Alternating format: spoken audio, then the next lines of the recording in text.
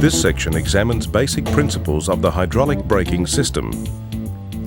Several factors can influence vehicle braking: road surface, road conditions, the weight of the driver, manually selecting gear ratios to suit. In an automatic transmission, it is done by both the transmission control system, automatically selecting the gearing according to load and speed, and by the torque converter. The torque converter is mounted on the engine in the same place as a manual clutch and does the same job, transmitting engine torque to the input shaft of the transmission. It can also multiply torque according to driving conditions. It's a fluid coupling, with the fluid acting as the driving medium, since none of the converter components are physically connected to the others. It acts as an automatic clutch. At engine idle speeds, it allows the engine to operate while the vehicle is stationary and the transmission is in a drive range. In its simplest form, a single-stage torque converter has three elements: the impeller, the turbine, and stator. All three have angled or curved vanes and are contained in a single casing. They are separated from each other by thrust bearings, but maintain a close relationship for efficient torque transmission. The impeller has a large number of vanes attached to the converter case to form the driving member. The vanes rotate with the casing as the engine rotates. Each one has a slight curvature and is set radially in the case. The turbine is similar in construction to the impeller, but with more vanes and with a greater curvature. The direction of curvature of the turbine vanes is opposite to that of the impeller vanes. The turbine is free to rotate in the casing, and a central spline mates with a spline on the input shaft. When the fluid coming from the impeller rotates the turbine, the transmission input shaft also rotates. Both the impeller and the turbine are fitted with a torus or guide ring. This helps to secure the vanes in position.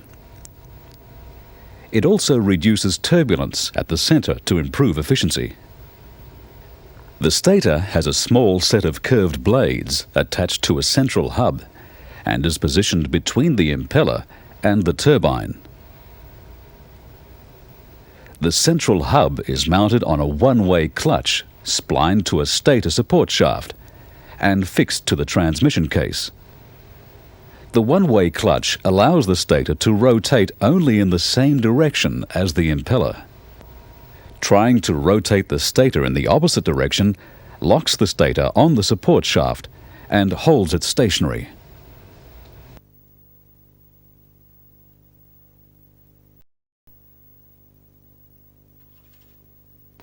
When the engine starts and idles, the transmission pump rapidly fills and pressurizes the converter.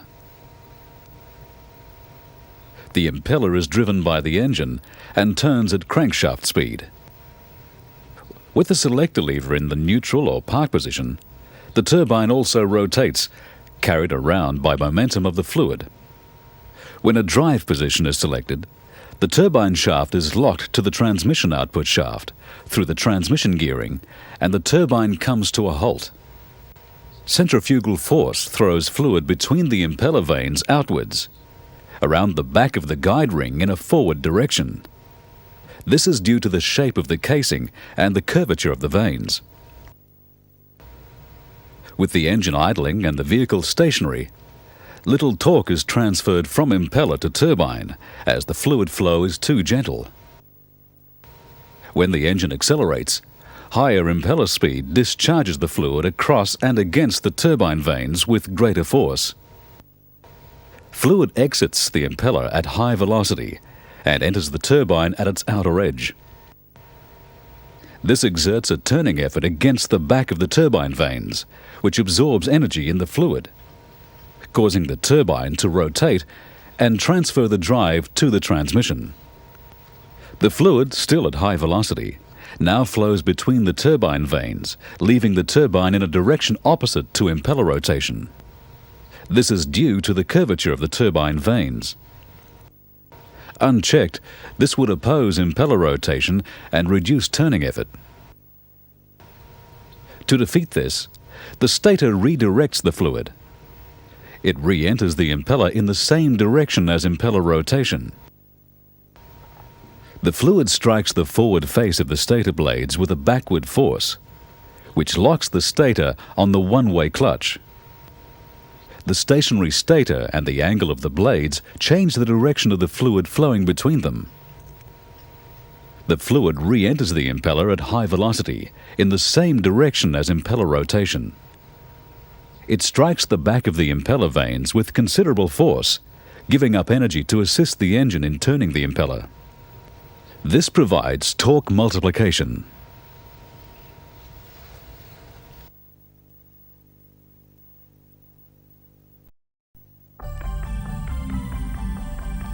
Torque multiplication exists only when there is a difference in speed between the impeller and the turbine. The magnitude of torque multiplication depends on load. When the turbine is stalled, it has a maximum value of about 2.2 to 1. Stall is an operating condition where the turbine is stationary and the engine throttle is wide open, making the rotational speed of the impeller as high as possible. Stall can be approximated to when a vehicle moves from rest up an incline, towing a heavy caravan or car trailer.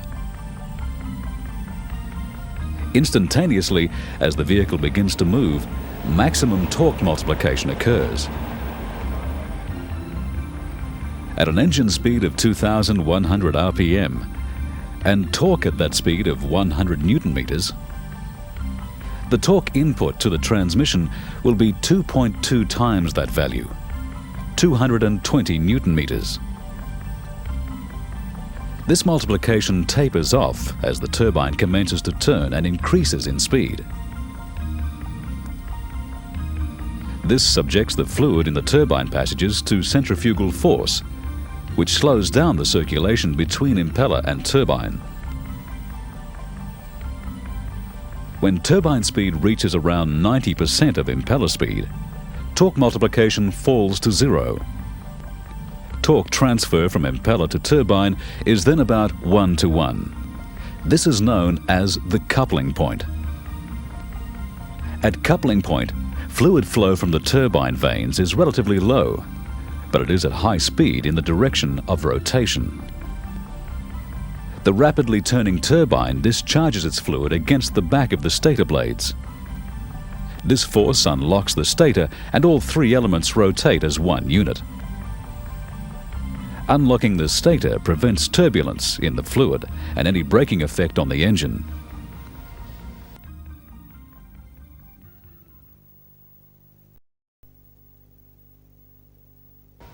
The revolving impeller carries the fluid with it inside the converter casing. The fluid is rotating around the axis of the converter. This is known as the rotary flow. At the same time, centrifugal force moves the fluid outwards, away from the converter axis. During torque multiplication, the shape of the converter case makes the fluid flow in a circular motion through the impeller, turbine, and stator. This is known as the vortex flow. Combining these two fluid flows produces a progressive circular or spiraling motion. This is known as the spiral flow. In a stalled converter, fluid flows at high velocity from the revolving impeller through the stationary turbine and stator. This results in a fast-moving vortex flow and high torque multiplication. When the turbine starts to rotate and increases in speed, the centrifugal force on the fluid in the turbine opposes the high velocity flow from the impeller. This reduces vortex flow and torque multiplication. At coupling point, The vortex flow of fluid is slight, and there is no torque multiplication. The converter now acts as a fluid coupling. During acceleration or hill climbing, torque needed by the drive shaft can exceed the engine output torque.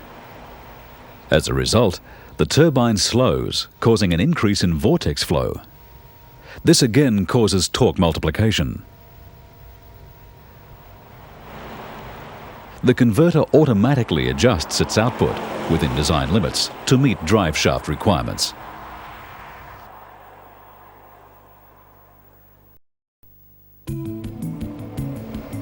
Converter slip and loss of power through the transmission produces heat, which must be dissipated.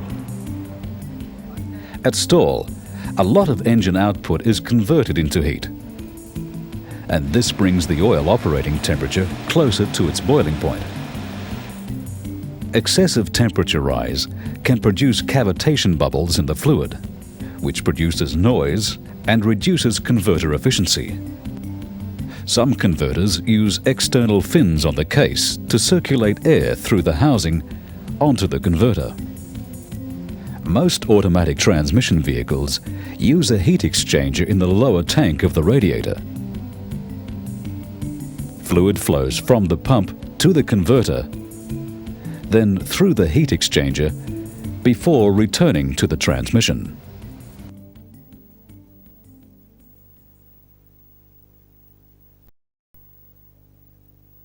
In a lock-up converter, the impeller and turbine are locked together when conditions are suitable to provide a one-to-one drive from the engine to the transmission input shaft.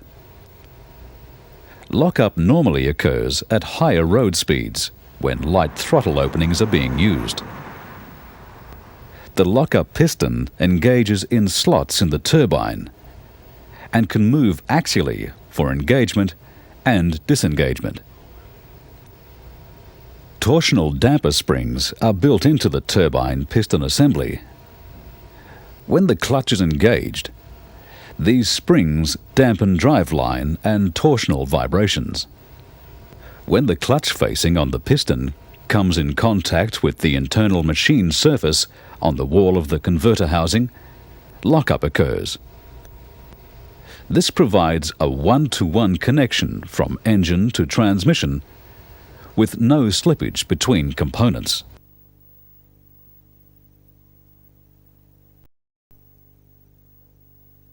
In the Sprague-type one-way clutch, the inner race has a central spline. It locates on the stator support shaft to hold the race stationary. The outer race is part of the stator hub. It turns with the stator in the direction of engine rotation. Equally spaced sprags between the two races produce a wedging action to stop the stator rotating in reverse. The sprags are held in place by a spring-loaded cage. The cage moves the sprags together so that when the stator is locked, each carries an equal share of the load. The one-way action is produced by the different radii of the sprags and the curvature at their outer edges. This gradually increases from the shorter radius to the larger.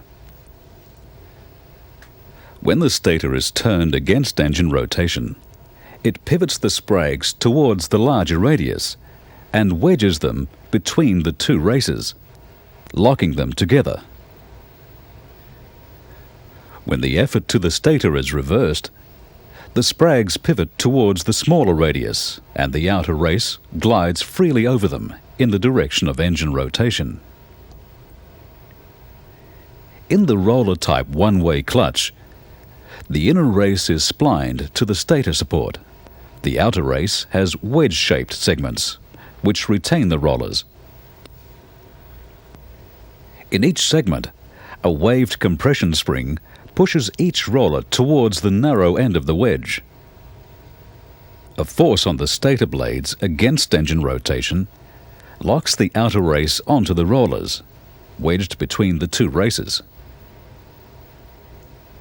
Turning the stator with the engine rotation eases the wedging, and the stator rotates with the impeller and turbine.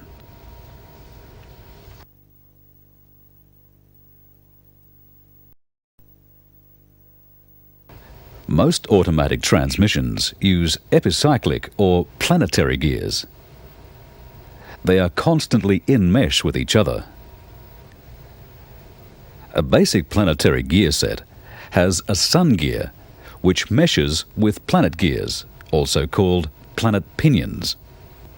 The planet pinions, in sets of 3 or more, rotate on bearings, on hardened steel pins, on a planet carrier, which spaces the pinions equally around the sun gear. It also locates them so they can mesh with an internally toothed ring gear. This means the planet pinions are always in mesh with the sun gear and the ring gear. In operation, their motion is described as either walking or as idling. Walking means that if either the sun gear or the ring gear is held stationary, the alternative driving member rotates the planet gears on their pins. This turns the planet carrier in the same direction as the driving member. Planet gears always turn in the same direction on their pins as planet carrier rotation. While they walk around a stationary sun gear, they always turn in the opposite direction on their pins while walking inside a stationary ring gear. Idling refers to the rotation of the planet gears on their pins whenever the planet carrier is stationary. Torque is transmitted from the sun gear to the ring gear or from the ring gear to the sun gear via the planet gears and the stationary carrier. In both cases, the driven member is turned in the opposite direction to the driving member.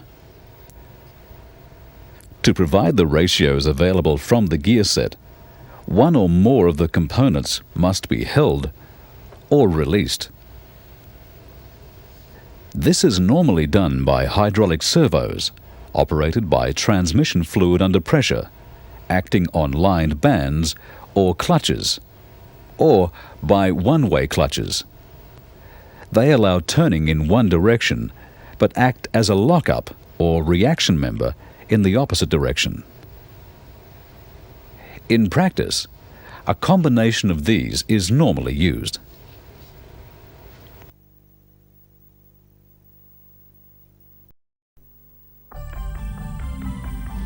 A simple planetary gear set can illustrate how to control individual members to produce a particular output or neutral.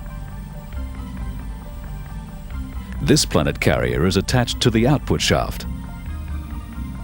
The sun gear is attached to the input shaft from the turbine. The ring gear is not held. When the input shaft rotates the sun gear, the planet gears idle on their stationary carrier pins and turn the ring gear in the opposite direction to engine rotation.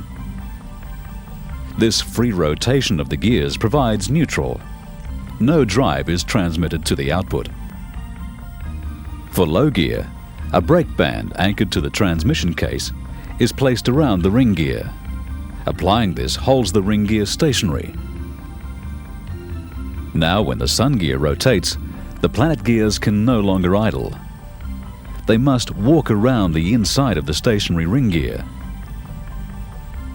The planet carrier must move with them in the same direction as engine rotation, but at a slower speed and with an increase in torque. A direct drive or top gear condition with a 1-to-1 ratio is obtained by locking together any two members of the gear set. A multi-plate clutch can be used for this purpose. The outer drum and outer plates are attached to the ring gear. The inner plates and inner drum are attached to the planet carrier. When fluid under pressure is directed onto the clutch piston, the clutch plates are locked together. This locks the planet carrier to the ring gear. Now, when the sun gear is rotated, the planet gears can neither idle nor walk.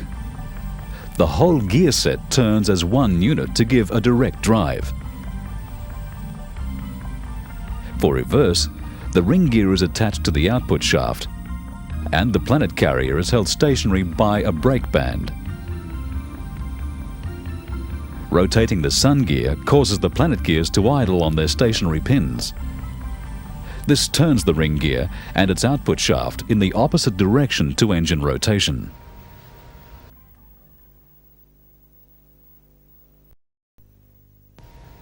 The simple gear set illustrates basic principles, but it can't obtain all the ratios required.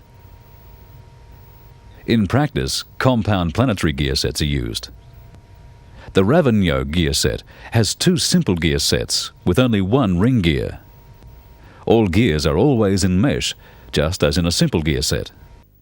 A primary sun gear meshes with short primary pinions. A secondary sun gear meshes with long secondary pinions. Both sets of planet pinions are mounted in a common planet carrier, and they mesh in pairs. The outer secondary pinions mesh with the ring gear, which is attached to the output shaft. A Simpson gear set has two simple gear sets connected by a long sun gear common to both gear sets. The sun gear is free to rotate on the output shaft. It is constantly meshed with the planet pinions of both sets. They in turn mesh with their individual ring gears. Both sets are also connected by each having a part spline to the output shaft. The ring gear of the rear set and the planet carrier of the front set.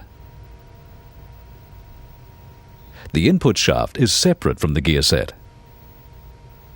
The drive is transmitted through one or more clutches, depending on the gear and range engaged. Two bands and a one-way clutch are also used to control the gear set components.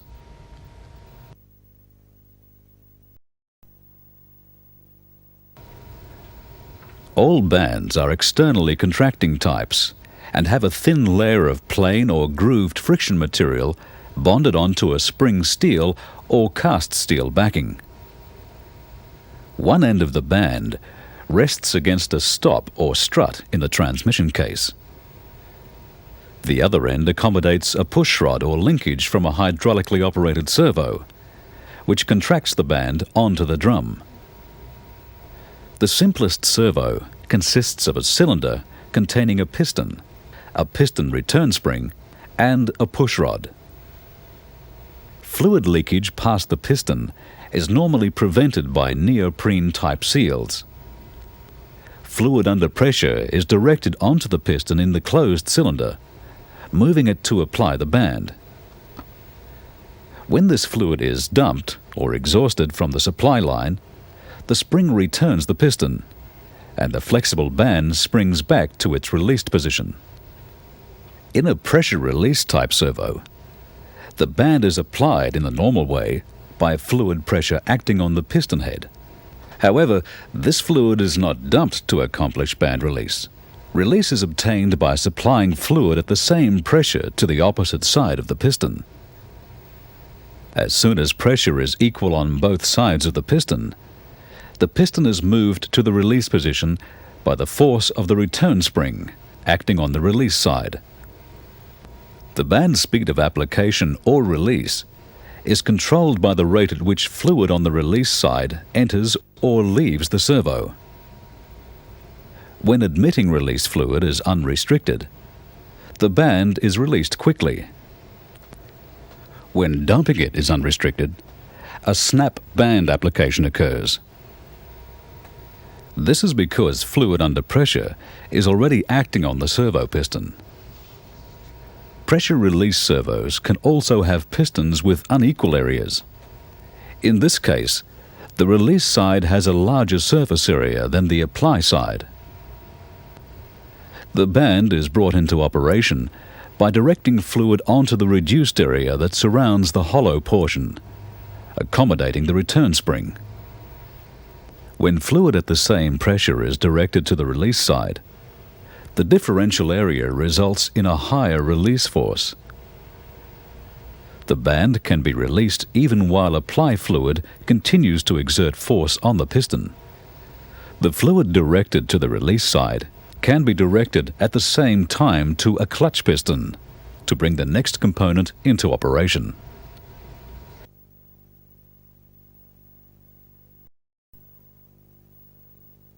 Multiple disc clutches can be used to hold members to the case instead of using bands, but in most transmissions, they couple planetary gear members and shafts together.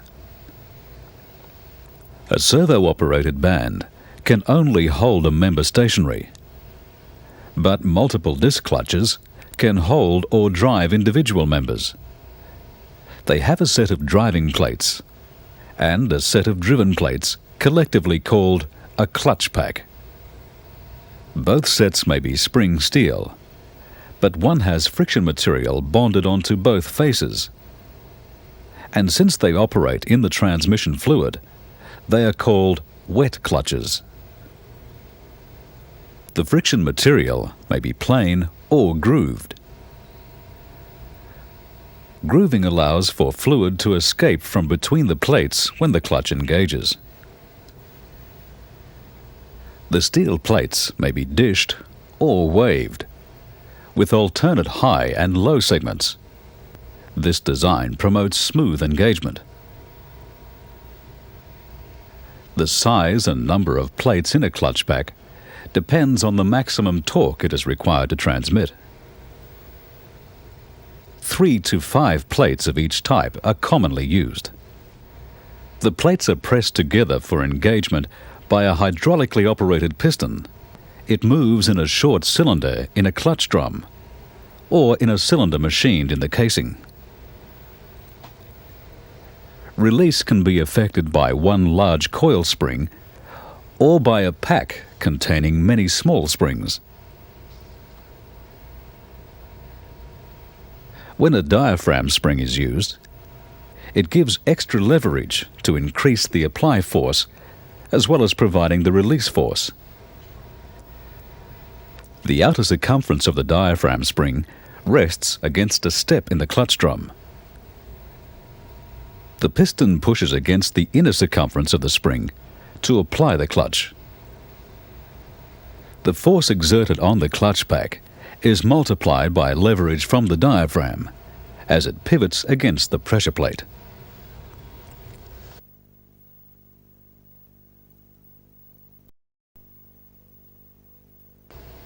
In the released position, the plates must retain a set clearance. This allows them to separate from one another and avoid excessive or premature wear. Premature wear can also be caused by partial application of a clutch at high speed. This can occur if fluid is trapped in the clutch cylinder after release. Trapped fluid accumulates at the outer portion of the cylinder. At high speed and under the action of centrifugal force, this can produce enough pressure to effect partial application. This can be prevented by a pressure relief valve in the piston. It is normally a flat reed or ball check type, which is easily closed by the apply fluid. On release, the valve is unseated by the rotation of the assembly, letting fluid escape. One-way clutches are used in the gear train to allow rotary motion in one direction only. They simplify the hydraulic and mechanical control of the members. The hydraulic control system requires a continuous supply of fluid under pressure, normally provided by a fixed displacement pump. It is driven by the torque converter when the engine is running. The pump driving member is engaged by tangs on the converter spout, or machined flats, or by slots. Pump output always exceeds normal operating demands, so pressures are controlled by regulating valves. Excess fluid returns to the pump inlet or is dumped into the oil pan, where it can reach the pump intake strainer. Crescent-type pumps are commonly used in automatic transmissions.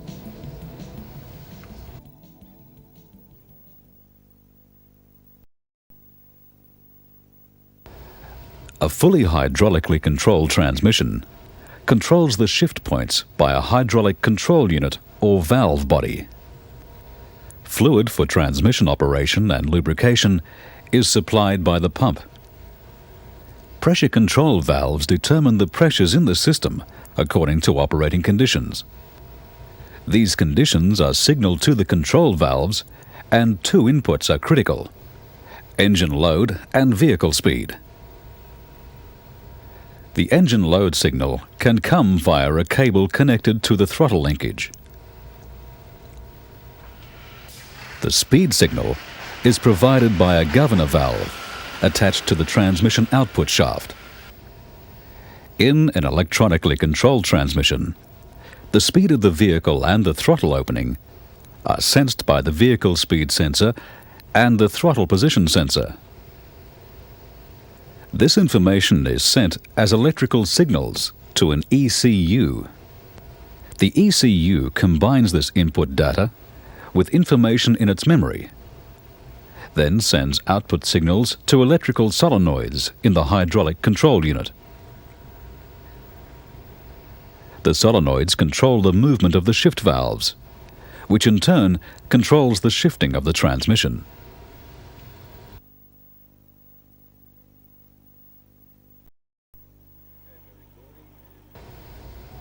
In fully hydraulically controlled transmissions, the driving pattern, that is the timing of upshifts and downshifts, is designed into the transmission and cannot be readily altered.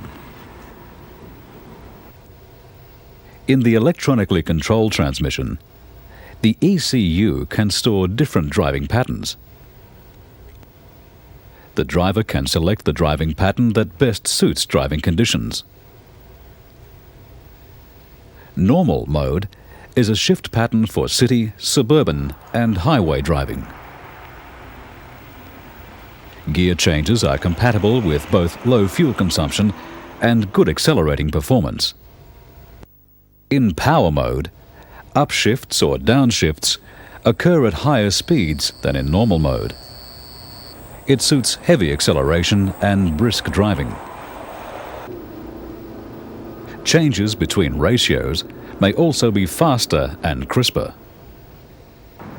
The ECU's precise control of up and down shifting to suit driving conditions means less shock going from one ratio to another.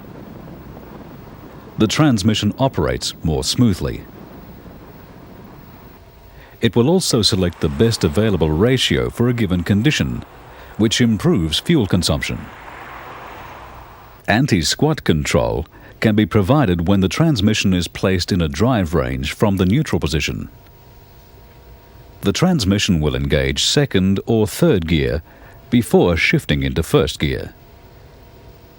The input shaft attached to the turbine is still brought to a sudden halt by engaging a drive range, but the shock is absorbed by successive engagement of the gears.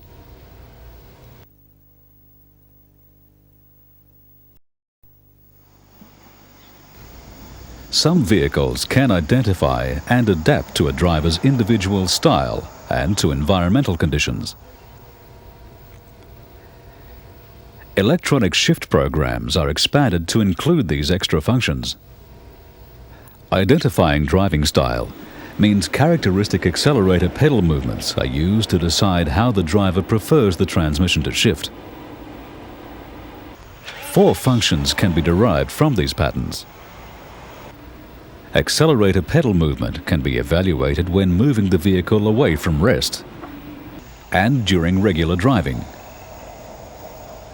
The length and frequency of kickdown periods can be evaluated, and the speed of accelerator pedal movement, or kick fast. This data from a throttle position sensor, together with vehicle road speed, can identify driving style. One of 4 shift programs can then be initiated. Shift Program 1 caters for exceptional journey comfort and low fuel consumption. Program 2 for normal comfort and low fuel consumption.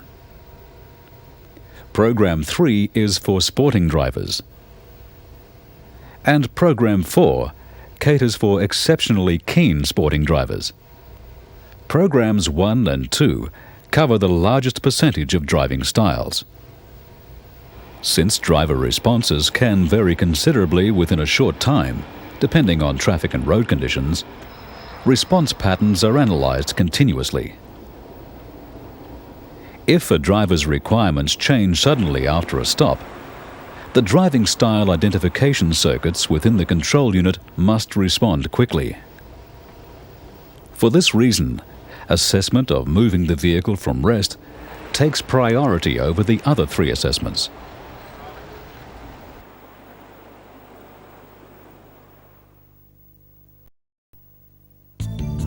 Identification of environment means identifying unusual ambient conditions in which the vehicle is operating.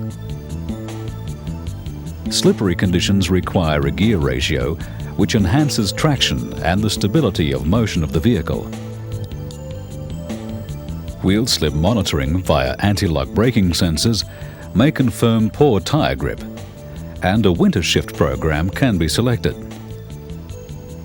Return to a normal gear selection pattern is controlled by a high friction function, which evaluates engine torque and wheel slip to establish when this condition has again been reached.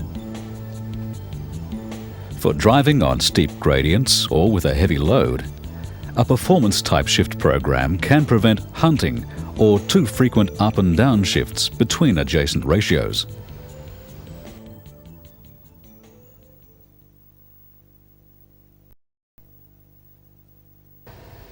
In specific driving situations, it can be beneficial to select a gear not normally selected in a shift program. A normal shift program characteristic initiates shift changes according to road speed and throttle opening angle. Shift characteristics are arranged so that upshifts are triggered by an increase in road speed or by reduced throttle opening. Downshifts occur when the opposite situations apply. But in some situations, as when the brakes are applied, when cornering, or descending gradients, unwanted gear shifts may occur. If additional inputs are used to determine these circumstances, then an optimum ratio can be selected. 4 special functions are provided: fast-off identification, downhill gradient identification, corner identification, and stop-and-go identification.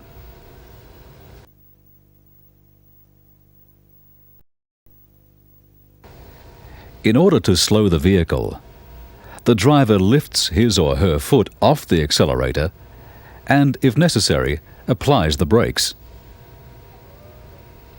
In normal driving, closing the throttle prompts the transmission to upshift to a higher ratio if it is not already in top gear.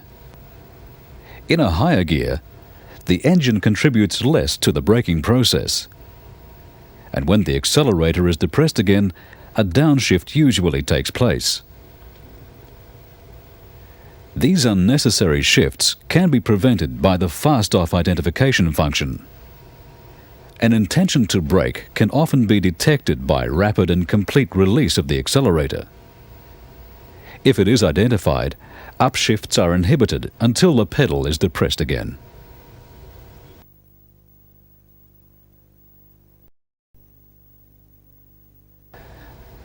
The fast-off identification function can also apply when the vehicle approaches a corner. Rapidly releasing the accelerator may inhibit an upshift if the vehicle is not already in top gear. But if upshift has been avoided by fast-off identification, it is still not desirable to upshift on the actual corner, even if the accelerator is depressed again. So, upshifts are prevented when a preset rate of lateral acceleration is exceeded. The radius of the curve is determined by comparing the rotating speeds of the inner and outer front wheels when the vehicle is not travelling in a straight line. This data from the wheel sensors, added to road speed, allows a sufficiently accurate estimate of lateral acceleration.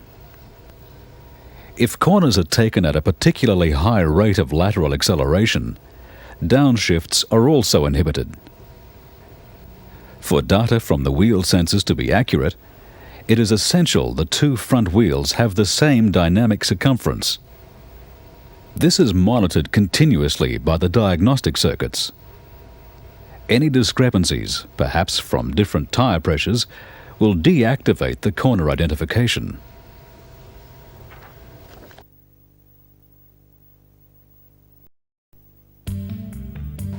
On a downhill gradient, if an upshift occurs when the accelerator is released, there is no engine braking. To stop, the driver would need to apply greater force to the brakes. And vehicle road speed tends to increase even if the accelerator is not touched. Identifying a closed throttle and increasing road speed causes the system to respond initially by preventing further upshifts. If brakes are then applied, a single downshift takes place.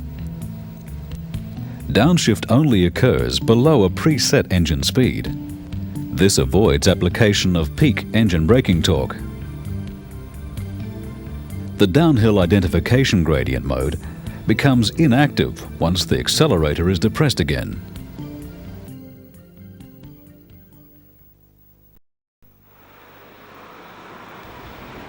In dense traffic, only a small proportion of the vehicle's performance is needed to keep it moving.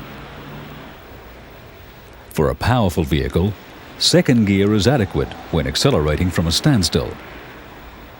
A stop-and-go situation is identified if the throttle opening angle and the road speed remain below preset limits for a given period of time. This prevents shifting down to first gear. That makes progress smoother, lowers fuel consumption, and reduces any tendency to creep forward from a standstill. When the preset load speed range is exceeded, first gear is no longer inhibited.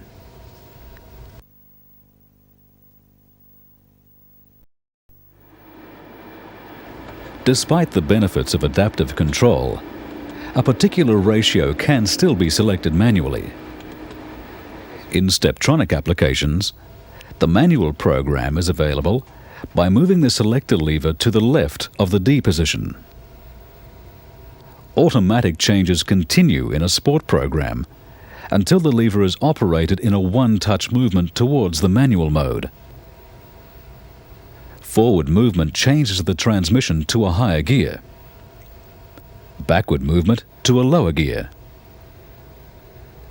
Overspeed protection prevents a gear engagement lower than the governed engine speed. And when a low ratio is selected for acceleration, a shift up to the next higher gear takes place shortly before the governed speed is reached.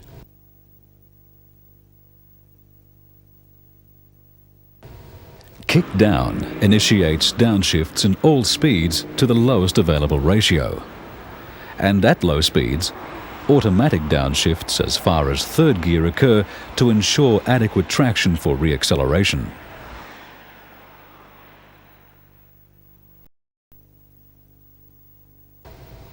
A continuously variable transmission has no fixed gear ratio changes. Changes occur in a smooth, stepless progression to suit speed and load conditions.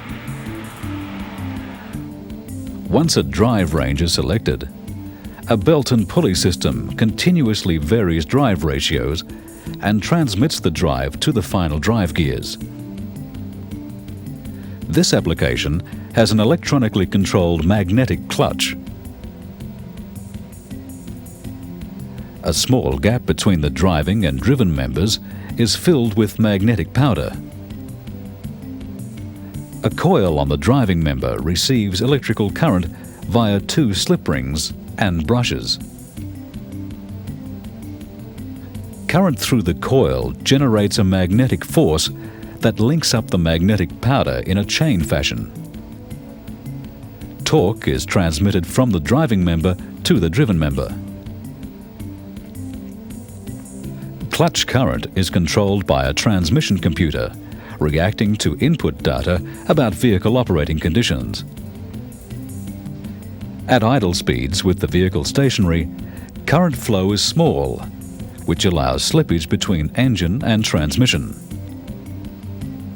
As the accelerator is depressed, the computer delivers more current to the coils. The powder locks the engine rigidly to the transmission input shaft. With the engine off, or the selector in park or neutral, reverse direct current sent to the coil demagnetizes the clutch powder and releases the clutch completely.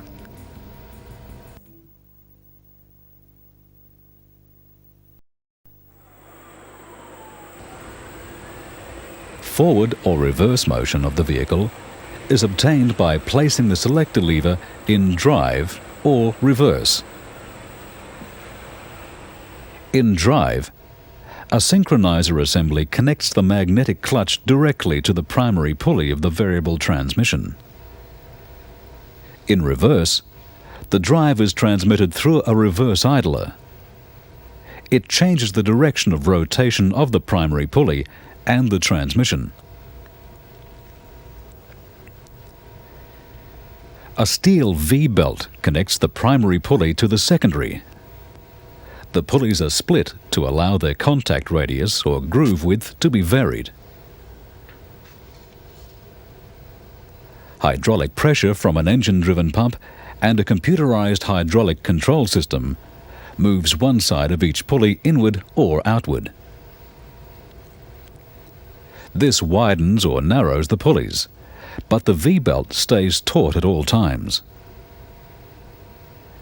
In a widened pulley, the belt rides down to the bottom of the groove.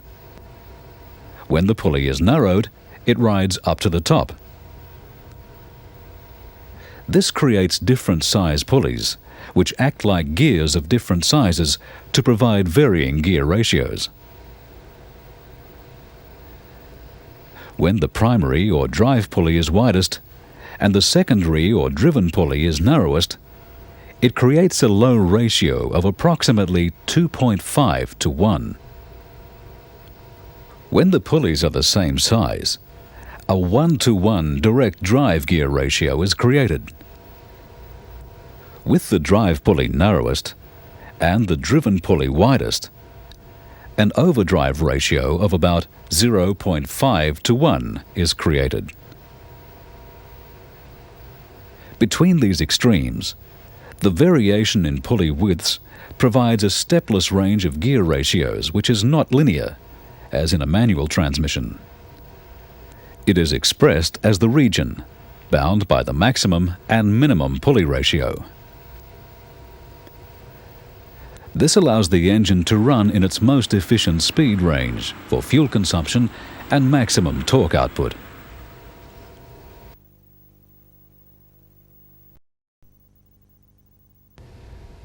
The steel belt consists of 280 hardened steel V-blocks held together by two endless steel bands, each made of 10 laminated strips. These strips fit closely together in a very strong and flexible ring. The blocks are guided by the bands, but not attached to them. Drive is transmitted by compressing the block elements, rather than relying on tension in the band. Each block leaving the primary pulley pushes the blocks ahead of it, to the secondary pulley, where the bands keep the blocks in contact with the pulley faces. The blocks are in compression on the drive side and float loosely along the laminated bands on the return side. The large number of blocks in contact with the pulleys keeps surface pressures low, allowing high torque to be transmitted. The belt is lubricated by transmission fluid sprayed directly onto it at high pressure.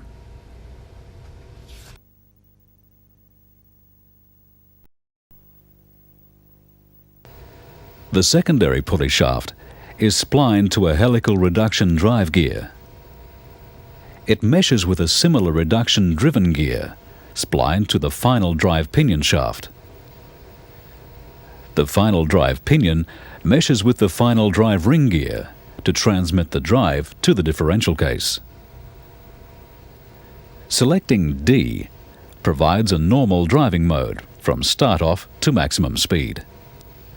Speed change occurs between 1600 and 4000 RPM, depending on whether acceleration is gradual or rapid. At cruising speed, when pressure on the accelerator is reduced, the pulley ratio is at a maximum and the transmission is in overdrive. If the accelerator is depressed while cruising, the pulley ratio shifts to minimum and vehicle speed rises quickly. In the DS position, ratio changes can occur only in the higher zone of the speed change region. In reverse, the pulleys are locked in a low ratio position. No speed ratio changes take place. In park, the secondary pulley is mechanically locked to the transmission case.